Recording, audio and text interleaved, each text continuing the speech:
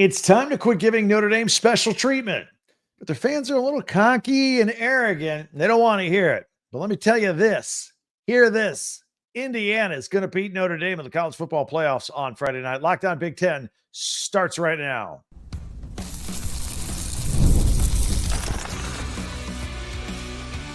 You are Locked On Big Ten, your daily podcast on the Big Ten Conference. Part of the Locked On Podcast Network, your team every day.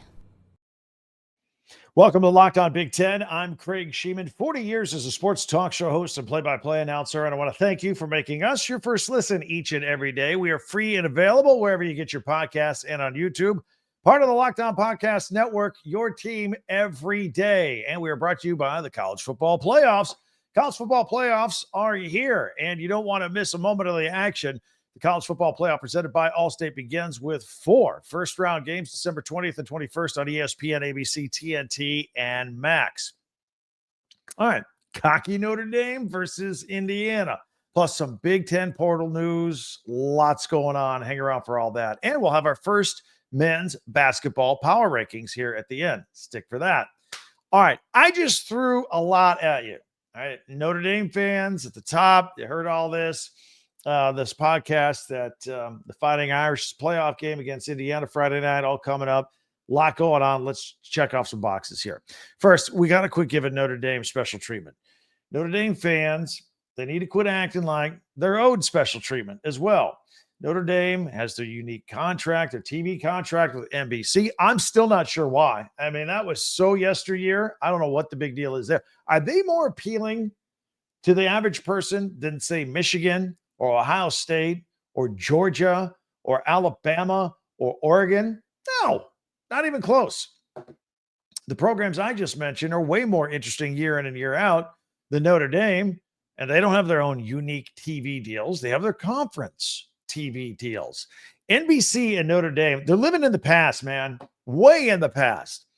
I'm surprised the games aren't broadcast in black and white just for old time's sake. Notre Dame hasn't been head and shoulders above everybody else in college football since they won their last national championship in 1988, 37 seasons ago. And they haven't won a Heisman since then either. And when the rest of the college football world always tries to move forward with expansion or playoffs or seedings, there's always Notre Dame in there mucking things out. Well, we got Notre Dame. What are we going to do? And we got to come up with special rules because we got Notre Dame. We're all tired of it, man. We're trying to get things uniform and going in the right direction. We do not have a perfect system. We got to tweak some things. Then every time we tweak something, oh, what are we going to do with Notre Dame? We always have to come up with a different set of rules because Notre Dame's hanging out there with their little independence. Their athletic director is always at meetings where there should only be conference commissioners. Why is that? Why do we allow this representation? Oh, because we got to have Notre Dame rules. Why? And they always get favorable treatment because the TV executives think they have to have them on TV. In my opinion, by the way, their loss to lowly Northern Illinois earlier this year should have disqualified them from the playoffs. That should have been such a bad loss. They shouldn't have got in. That was a bad team. And Notre Dame lost at home 16-14. And yet the Irish gets propped up by these committees who think they need to be in because of brand bias. You know, we even have a special rule that Notre Dame, since it's not in a conference, and they never put themselves at risk of having to play that extra game in a conference championship against a ranked team, you know, they'll never get a first-round bye in the playoffs as we have the rules right now. Now, sure, that rule penalizes Notre Dame, but why do we need that one special rule for that one special team, Notre Dame, when none of the other hundreds of Division I schools out there have any kind of rules like this? Let's just stop with the stupidity and the archaicness. This is where Notre Dame fans, by the way, start hammering me in the comment section. Don't worry. They can take it. I can take it. It's all good. But let me ask you this. If you have an 8-year-old child that you're trying to explain football to, all right, and you try to explain to him how college football works with the rankings, the scheduling, the playoffs, the seedings, the buys, conference TV contracts, transfer portals that are open before the season is over, Would your kid understand it? Maybe. He might. She might. Now explain to that kid why Notre Dame gets a different set of rules than everybody else. Would your kid understand that? I'm waiting. Of course they wouldn't. It's nonsensical. It's beyond time to make changes. Force Notre Dame to get into a conference, preferably Big Ten. And if they don't want to go, then tell them, look, man, the only way people are getting into the playoffs is they're coming from a conference. And conference championships and at-large bids from conferences. Do it or you don't get in. That'll force them. That'll force them to do it. You can absorb their TV deal with NBC into the existing TV deal with the conferences, and then they could get seeded in the same manner as every other team in college football, if they deserve it. Nothing would give me more pleasure than to see Indiana beat Notre Dame on Friday night in front of all their privileged fans there in South Bend. Now, that's not only because I'm an Indiana grad, full disclosure, in case you didn't know that, or that I'm the Locked On Big Ten host, which you've figured out by now. But I think an Irish beatdown would be good for college football on this Friday night. All right. How about some actual analysis about this game? Let's start with the defenses. The Notre Dame defense is as good as any defense in the country. I'll tip my hat to that. Riley Mills leads up front with 6.5 sacks, but it's their secondary that will get your attention that Indiana will need to focus on. Safety Xavier Watts, 5 interceptions, 8 pass breakups. Corner Leonard Moore, 2 interceptions, 8 pass breakups. Corner Christian Gray, 2 interceptions, 8 pass breakups. These guys are very active, very handsy, very good in the secondary. By comparison, and what a lot of people don't realize regarding Indiana, they placed 3 players on the first team all Big Ten defense. 3 out of 11. From 18 teams, they got 3 of the 11 first-team spots. That's more than Ohio State and their good defense, more than Michigan and their very prominent defense, more than Penn State or Iowa. Good defensive teams. Indiana, sneaky good if you haven't figured it out yet. Those 3 are Aiden Fisher, their linebacker, leads the team in tackles, ranked 3rd in the Big Ten with 108 tackles. He's everywhere. He will be everywhere on every play. Great nose for the ball. And he also threw in 4 tackles for loss and a sack and a half this year. Mikhail Kamara, defensive lineman. You'll see him when you watch this game on Friday night. Big guy. 2nd in the Big Ten with 10 sacks. 2nd in Power 4 football with 64 pressures. He'll be all over that backfield for Notre Dame all day. And D'Angelo Pons is a really fun player to watch. Defensive back, had 2 interceptions, 9 pass breakups. Returned 1 of his interceptions for a pick 6. He also blocked a punt versus Michigan State that resulted in a safety. He flies to the ball. So do the Hoosiers have your attention yet? Let's talk about the quarterbacks. Riley Leonard, Notre Dame, paced the Irish with 16 touchdown passes, 5 interceptions. Transferred in from Duke last year. He's also the 2nd leading rusher on this team, 721 yards and 14 more touchdowns. That's formidable. He is a dual threat quarterback. The Irish offense goes as he goes. That's what Indiana will focus on. Speaking of quarterbacks, Indiana quarterback Curtis Rourke led the nation in passing efficiency this year with a 181.4 score. Led the Big Ten in touchdown passes with 27, and he only had 4 interceptions all year. This kid takes care of the ball. Smart guy. A lot of RPO. Knows when to run it, when to pass it. Reads defense is great. He's got a wide receiver, Elijah Sarrett. His nickname is Waffle House because he's open 24/7. At least he thinks he is. He's always open, man. Throw me the ball. 8 touchdown passes this year. Great offensive line, solid running game. Justice Ellison, hard runner. So there's a lot of talent. This isn't like, oh, talented Notre Dame and just we're going to let Indiana in here and beat up. These are both talented football teams. And Notre Dame better realize that Indiana's coming to play. I like to look at schedules. I like to look at common opponents. Some people don't like to do that. They only had one common opponent. That was Purdue. Notre Dame beat Purdue 66-7. Indiana beat Purdue 66-0 in a blizzard. Now, there's a knock that Indiana's strength of schedule was kind of low. I only played one ranked team all year. That was Ohio State. They lost that game. So Indiana's strength of schedule is 67th in the country. And with the exception of the Michigan game, which they won, and the Ohio State game, which they lost, they blew everybody out, blew them out. 67th strength of schedule. Well, Notre Dame's wasn't much better. 57th. 57th. Pretty much the same as far as I'm concerned. A lot of people don't realize that. So a lot of talent, similar competition. We'll see how it plays out on the field on Friday night. I think these teams are more evenly matched than even Notre Dame fans care to admit or realize. I think this game is tied at 28 with 4 minutes to go, and whoever makes the plays down that last stretch gets the W and moves on to the college football playoffs. Let me know what you think. Give me your comments. Notre Dame fan, Indiana fan, Big Ten fan. Let's hear it. Comments on YouTube. Let's get ready for these playoff games. Also, programming note, Lockdown Big Ten. We're going to go live Friday night. We'll have a regular Friday morning podcast, but we're going to go live Friday night. Probably going to be about 11:30 p.m. Eastern, 8:30 Pacific. As soon as the Indiana-Notre Dame game is over, we will go live with that. We'll do it again Saturday night.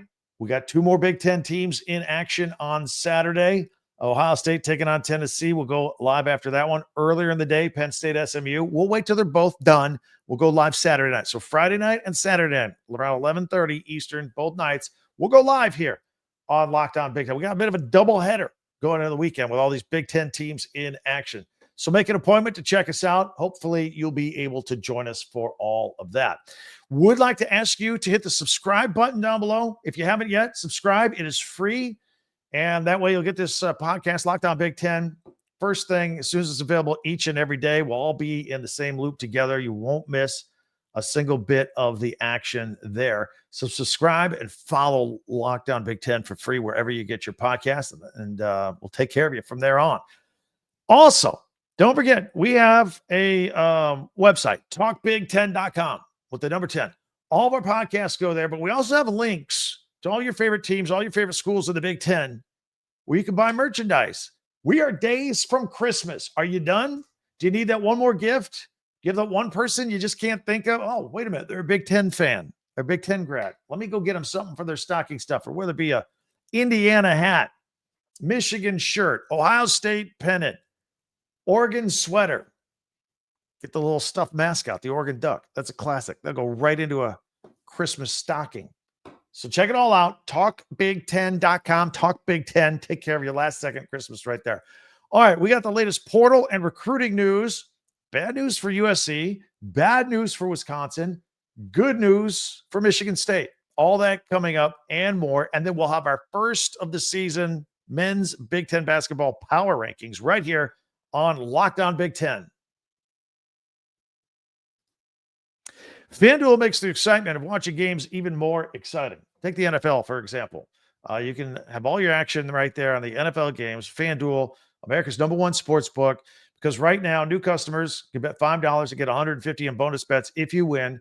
The FanDuel Sportsbook app gives you everything you need to place your live bets in the NFL all in one place. So, for example, you get a hunch in the middle of the game, you can check out the latest stats, view live play-by-play, scores, all that on the same page that you place your bets. Visit FanDuel.com and join today. You can start with $150 of bonus bets if you win your first $5 bet. That's FanDuel.com. Never waste a hunch. Make every moment more with FanDuel, an official sportsbook partner of the NFL. Thursday night football, Broncos and Chargers. Chargers -3. I like the under, 42.5. Low scoring game out there in the AFC West. Check it out at FanDuel. FanDuel, the official sportsbook partner of the NFL. And let me tell you about daily fantasy sports. Prize Picks is the best place to get real money sports action. Over 10 million members and billions of dollars in awarded winnings. Prize Picks makes daily fantasy sports accessible to everybody. You just pick more than or less than with some stats and group some players together and put it all together. Run your game all season long at Prize Picks, America's #1 daily fantasy sports app. They now offer MasterCard, quick, easy deposits into your account this sports season here. Sign up today, get $50 instantly when you play $5, and you don't even need to win the $5 to receive the $50 bonus because it's absolutely guaranteed. So check it all out. Download the app today, Prize Picks. Use the code Locked On to get $50 instantly after you play your first $5 lineup. Prize Picks, run your game.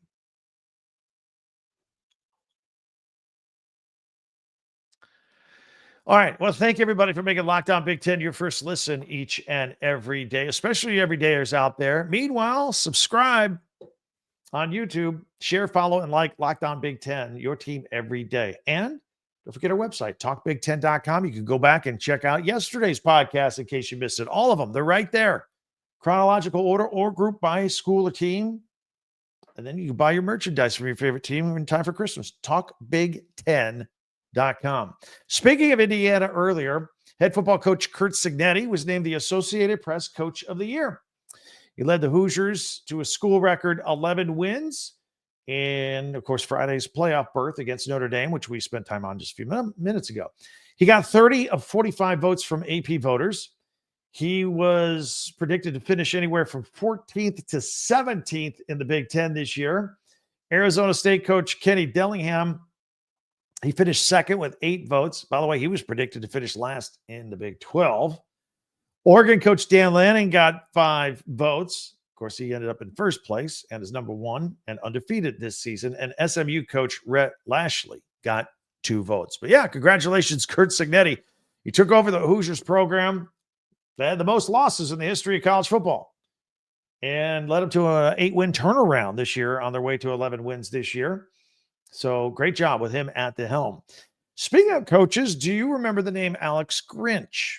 He followed Lincoln Riley from Oklahoma to USC as his defensive coordinator a few years ago. And Riley finally had to cut him loose last season because USC's defense just couldn't stop anybody. Couldn't stop anybody at Oklahoma either. Specifically, with 2 games remaining, they ended up losing to Washington 52-42, gave up 572 yards. And finally, they had to make it. They're good friends. That was Lincoln Riley and Grinch. They had to fire him. So last year, he ended up at Wisconsin as a co-defensive coordinator. And now he's leaving the Badgers. He's going to join former Nebraska coach Scott Frost in his new job at Central Florida. And he's going to be the defensive coordinator there in Orlando. More Badgers news. This isn't good. They're both their starting wide receivers, Will Pauling and CJ Williams, are hitting the transfer portal. Pauling caught 42 passes for 407 yards and 3 touchdowns. Big step down for him this year from 2023 when he had 74 catches, 837 yards, and 6 touchdowns. In my opinion, the Badgers' inconsistencies at quarterback played a major role in him and his drop in production and the fact that he's going to hit the bricks and get out of there. Williams, he had 248 yards, 2 touchdowns, and just 16 catches this year, but he's going to leave as well. Earlier, we're talking about USC and Lincoln Riley. They have some problems at receiver, among other things. The Branch brothers are leaving. They're leaving SoCal. Star wide receiver Zachariah Branch and his brother, safety Zion Branch, they're entering the transfer portal. Both are former top 100 recruits who have 2 years of eligibility left, and they want to stick together as a package deal and go to their next school together. Zion's battled some injuries a little bit. Zachariah, though, can be a star in the right place. Meanwhile, for Lincoln Riley, his program is hemorrhaging players right now. 14 scholarship players are leaving following their 6-6 season, and that includes receivers Deuce Robinson and Kyron Hudson. Very good players. Hudson committed to Penn State, so we're still going to see him in the Big Ten. And then, of course, Miller Moss left recently after being benched in November. He's going to be the quarterback at Louisville. I think he's going to do very well there, by the way. The Trojans play Texas A&M in the Las Vegas Bowl on December 27th. And good news for Michigan State and coach Jonathan Smith. Tight end Jack Velling announced he is going to return to the Spartans in 2025. He arrived with Smith and quarterback Aiden Childs from Oregon State, all kind of a package deal. They all came together. And he could have dipped his toe into the NFL draft waters if he wanted to, but he decided to play one more year at East Lansing and really build up his name and his brand. All right, later on, we've got our power rankings for men's basketball. We have men's basketball tonight, Wednesday night, in the Jumpman Invitational. Number 14, Oklahoma, is taking on number 24, Michigan. That's at 9 p.m. Eastern on ESPN2. Cal State Northridge is taking on USC. That's at 10 p.m. Eastern, 7 p.m. Pacific on the Big Ten Network. And Washington State is at Washington. That is at 11 p.m. Eastern, 8 o'clock Pacific on FS1. Got some women's action tonight. UNLV taking on Northwestern. That's a noon game today, Big Ten Plus. And also North Dakota State is taking on Washington. That's part of the Husky Classic, 5 p.m. Eastern, 2 p.m. Pacific on Big Ten Plus. All right, speaking of basketball, we're transitioning to some very important football games with the playoffs. We're going to take our first look, put it out there, post it up. Our first, it's not preseason, early season men's basketball, Big Ten power rankings. Got all that coming up in 1 minute right here on Locked On Big Ten. It's that time of year. We got the college football playoffs. They're back, and the newly expanded 12-team format guaranteed to be bigger and better than ever, bringing you all the hard-hitting and high-flying excitement that you love. TNT sports coverage of the college football playoff begins December 21st with the college football playoff kickoff show presented by AT&T at 11 in the morning Eastern. That heads into their first matchup. Southern Methodist, the Mustangs battling the Penn State Nittany Lions. That's at noon Eastern Saturday. Then the Clemson Tigers look to upset the Texas Longhorns in a showdown at 4 p.m. Eastern. Don't miss a moment of the action. Watch the college football playoff presented by Allstate live on TNT, True TV, TBS, and Max. All right, it is time now to post our first official power rankings for college basketball, for men's college basketball in the Big Ten. So let's see what we got here. I'll put it on screen. If you're audio only, we'll describe it in detail for you. I'm going to start off actually with the UCLA Bruins at number 1, largely because they just beat Oregon. So I had to put them ahead of Oregon. Otherwise, I might have gone Oregon 1. But I got Oregon at 2. So UCLA has wins over Arizona, Washington, and Oregon. I mentioned the Oregon lost to UCLA, but they also beat Alabama and Texas A&M. So I got Oregon in the 2 spot. Purdue at number 3. They lost to number 17, Texas A&M. They've had games with Alabama, Marquette, and Ole Miss. They've had a pretty respectable schedule, pre-conference schedule here this year. I've got Michigan State and Tom Izzo's team at number 4, wins over North Carolina, Minnesota, and Nebraska. And I put Illinois at number 5. This was tough. They beat number 20 Wisconsin. They lost to Tennessee. They lost to number 1 Tennessee on a last second bucket by 2 points. So Illinois that tells me Illinois can hang with anybody. They're going to be in the top 5 in our early power rankings right here. Got a lot of respect for Dusty May in Michigan. Lost to Coach Cal in Arkansas by a bucket in the Jimmy V Classic. Got 4 players averaging double figures, though. Dusty May got after it, recruited well. This is a good basketball team to keep your eye on in Ann Arbor this year. Number 7, got the Maryland Terps. They have that 24-point win over Ohio State, but they have losses to Purdue and Marquette. Tough schedule. Nebraska is at number 8. They absolutely crushed Indiana last Friday. They beat Creighton, which beat former number 1 Kansas, so that's something. They did get crushed by Michigan State, though. But I do like Fred Hoiberg. I think he's a tough coach, and he'll get things figured out there. Wisconsin, got them at number 9, the Badgers. They lost to Illinois, which I just made the case can play with anybody in the country. They got a win against Butler. They had a 3-game skid after an 8-0 start. So I'm still trying to figure out the Wisconsin Badgers. Maybe you Badger fans will help me out on the comment section. And Rutgers rounding out my top 10. They beat Penn State. Oh, they had that game where they beat Seton Hall a few days ago with that buzzer beater by Dylan Harper. We are going to be talking about Dylan Harper a lot this year at Rutgers. Mark my words. All right, that's the top 10. Let's take a look at the best of the rest. I got Penn State sitting at number 11. They lost to Rutgers. They put 99 on Coppin State. They beat Purdue. Again, Penn State, where are they? Are they good? Are they not? I'm just trying to figure out what they are this year. Northwestern, got them at number 12. I have a lot of respect for Chris Collins. He beat Georgia Tech. They got a guy, Nick Martinelli. He's averaging 20 points per game for Northwestern. So between him and Chris Collins, their head coach, they're gonna be good. I think they're gonna be fun to watch. I got Iowa At number 13, they lost to Iowa State and Michigan, but Fran McCaffrey, he'll get something figured out. He'll get some shooting going. That's what he does.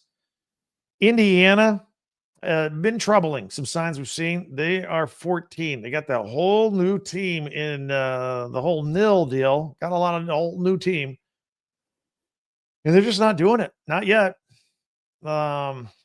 They beat Minnesota. As you can see, I have them ranked last. They lost to Nebraska. So Michael Woodson trying to figure things out still. Ohio State got them at number 15. They lost to number 2 Auburn by 40 points. Just got beat down. They lost to Maryland and Pitt. They did beat Rutgers. So I got them at 15. USC, I got them at 16. 3 losses in a row in November. But remember, new coach, Eric Musselman, very good coach coming from Arkansas. I don't know how long it'll take, but he'll get it turned around at USC. He's too good of a coach. And Washington's at 17. Washington just lost to both Los Angeles schools, USC and UCLA already. And they have Minnesota rounding out the bottom, lost to Indiana. It's a team that won 19 games last year, but I don't know that that's going to happen this year. Anyway, those are our first power rankings for the 2024-2025 Big Ten men's basketball season. What do you think? Did I overrank anybody, underrank them? Should I have somebody else higher? Let me know in the comment section. Hoop season is in full swing. Very excited about that. All right. Very excited about the college football playoffs coming up this weekend. Don't forget, we're going live late Friday night, live Saturday night. We're going to talk about Indiana. We're going to be talking about Penn State. We're going to be talking about Ohio State. We're going to be looking ahead to Oregon, who's sitting there with the bye week this week. So we are your source for all things Big Ten news, opinion, analysis right here. If you haven't yet, go ahead and subscribe. That way you get all that information and opinion every single day as soon as it's available each and every day. You can interact with us from Twitter or X at Talk Big Ten. Don't forget our website, talkbig10.com, where we have all of our podcasts. You can go back and check out past ones, and you can buy merchandise of your favorite school in the Big Ten. Don't forget your comments on YouTube as well. Very important. So really appreciate that. And we're good to go. We are another day closer to college football playoffs that involve Big Ten teams, Indiana and Notre Dame on Friday night. Looking forward to that. Again, Penn State, SMU at noon Saturday, and then the night game, Ohio State hosting Tennessee. Those games at Penn State and Ohio State and in Notre Dame, going to be cold. Might be a little snow Friday night for that Notre Dame game. So should be fun. Great football atmosphere on these campuses. All right. Can't wait to talk to you again tomorrow. Very excited about all this. Thanks for joining us here today. I'm Craig Shemon for Locked On Big Ten. We'll talk to you next time.